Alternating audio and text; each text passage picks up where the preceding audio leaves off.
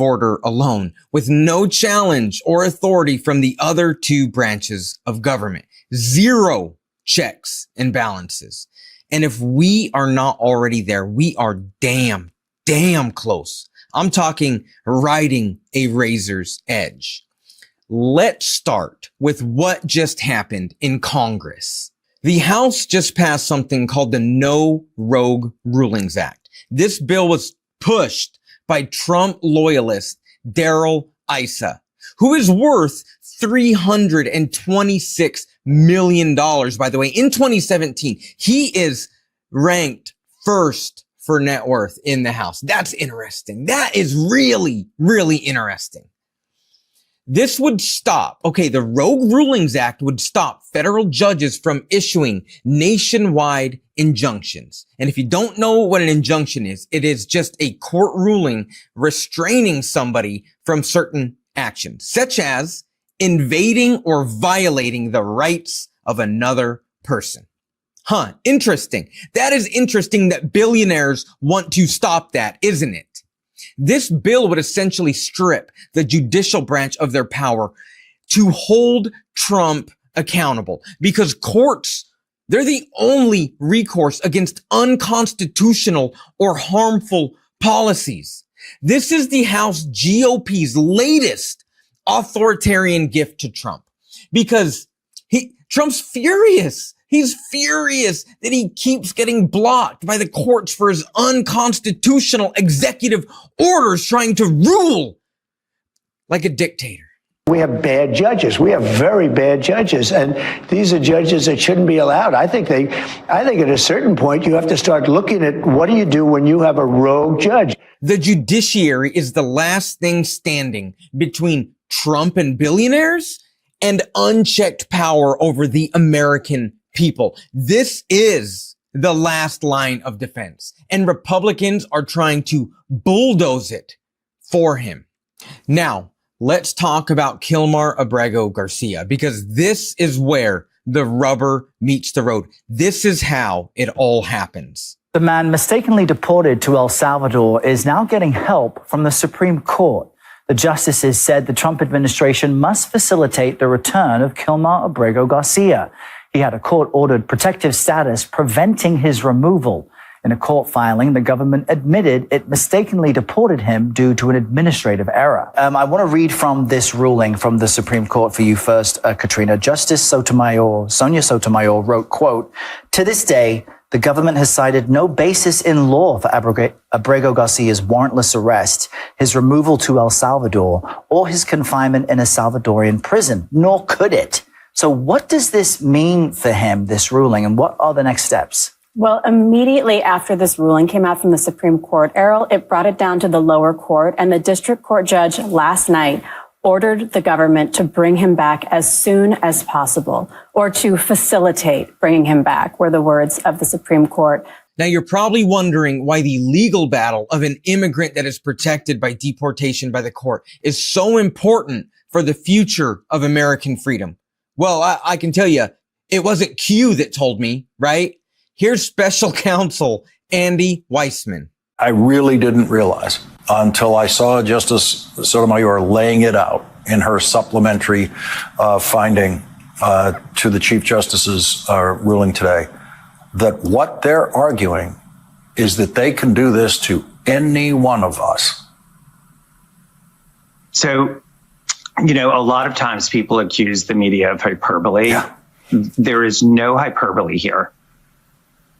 It is everything that you said. The government was arguing they could snatch anyone in this country, remove them without due process.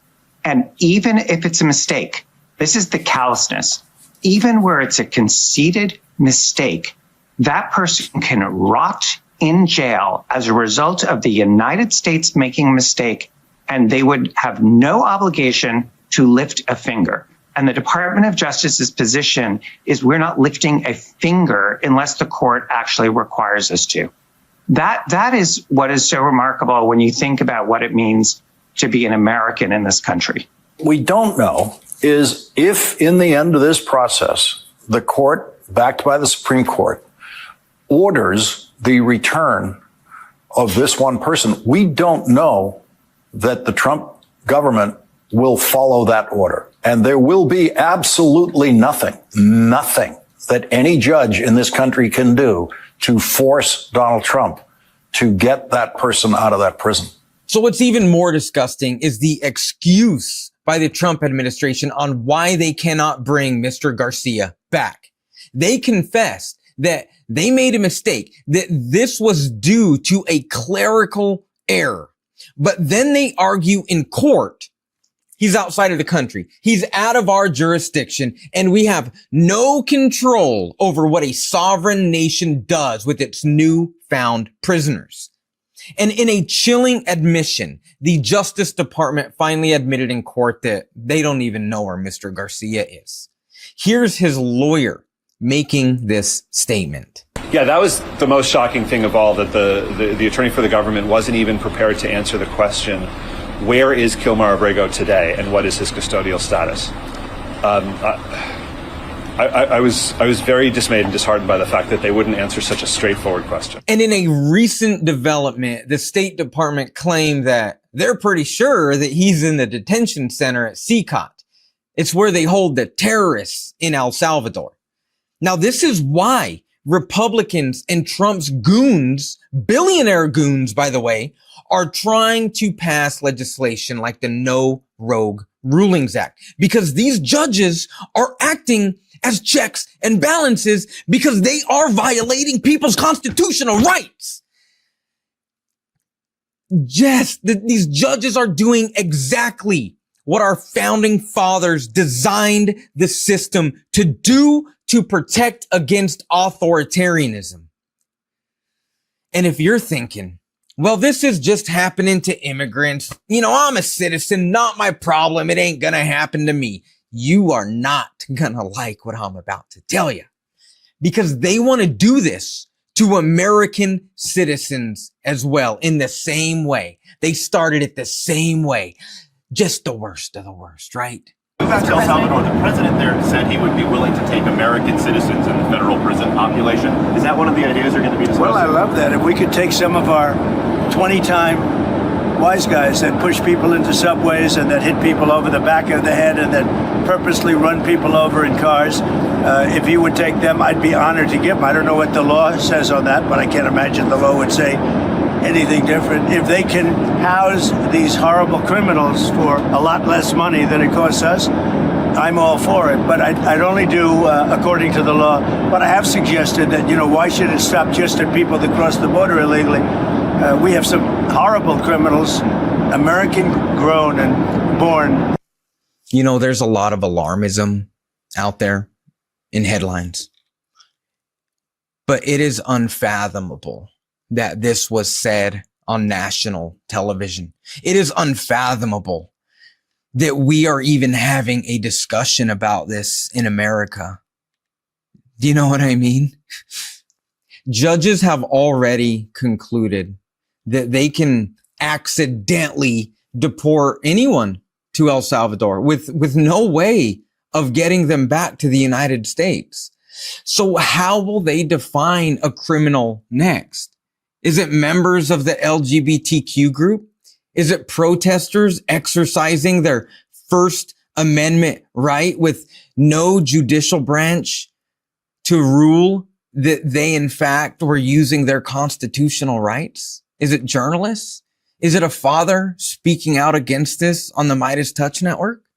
Is it the enemy within? I think the bigger problem is the enemy from within, not even the people that have come in and destroying our country. By the way, totally destroying our country. The towns, the villages, they're being inundated. We have some very bad people. We have some sick people, radical left lunatics. We have two enemies. We have the outside enemy, and then we have the enemy from within. And the enemy from within, in my opinion, is more dangerous than China, Russia, and all these countries. And now for the part that makes my stomach drop.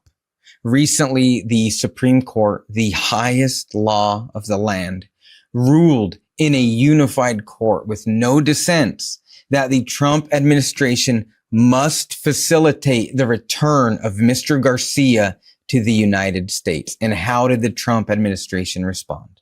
They said, sure,